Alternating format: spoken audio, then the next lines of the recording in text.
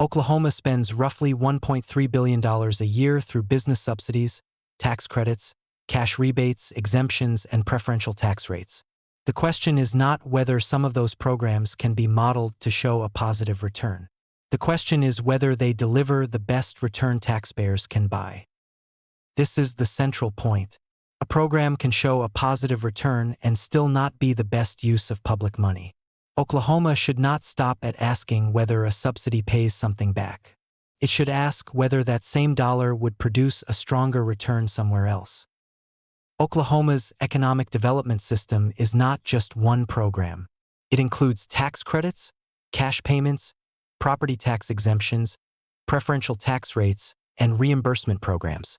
Together, the rough total is about $1.3 billion a year. That is not pocket change. That is a major budget choice.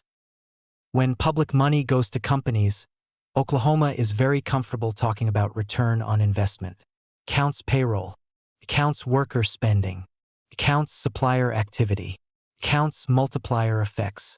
It counts future tax revenue. Fine. Those are real economic effects.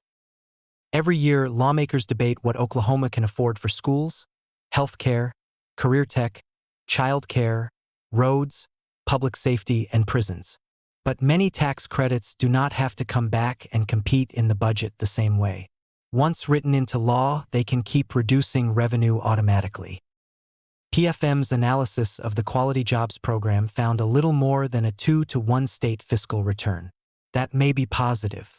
But Career Tech's technology centers reported $9.39 in economic output for every state dollar appropriated, plus $10.48 in student earnings over 10 years.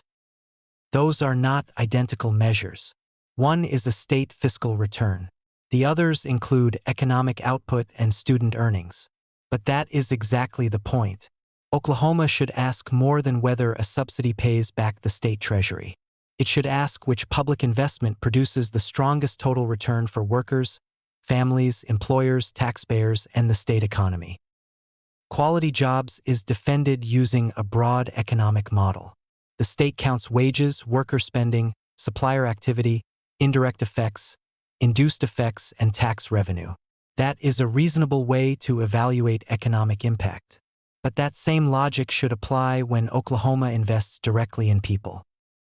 A trained worker earns more. A student with a credential gets a better job. A parent with childcare can stay in the workforce.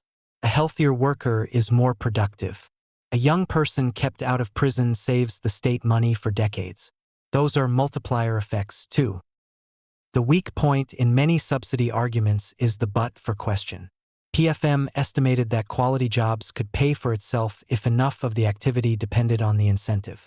But no one can know for certain how many of those jobs would have been created anyway. Taxpayers may be paying companies for decisions they were already going to make. The investment/new jobs tax credit is even weaker. It is written into the tax code. It is by right. Companies do not have to apply in advance. They do not have to prove the credit changed their decision. They do not have to show Oklahoma was competing with another state. They do not have to prove the investment would not have happened without the subsidy. That is the danger of economic development on autopilot. Once a subsidy is written into tax law, it can keep operating unless lawmakers change the law.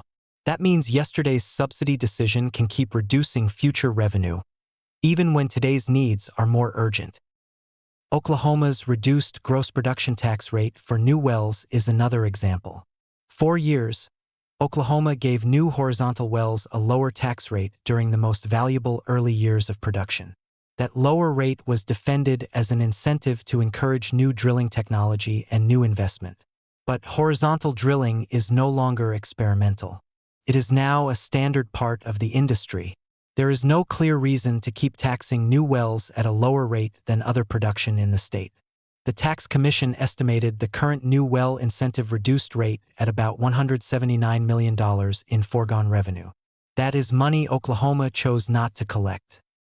Business subsidies may produce returns, but Oklahoma already has evidence that direct investment in its workforce can produce much stronger ones. If Oklahoma is willing to count wages, spending, and multiplier effects for corporate subsidies, Why would it not count them for workers, students, parents, teachers, and communities? The question is not whether Oklahoma should support business or support people. The question is why Oklahoma demands so little proof from some business subsidies while demanding endless proof from investments in its own citizens. Oklahoma already knows how to use a calculator to measure ripple effects from subsidies to businesses. Our leaders just need to stop hiding it when they evaluate investments in people. Prove it, reform it, or end it. Read all 3 parts of the series at wlangdon.substack.com.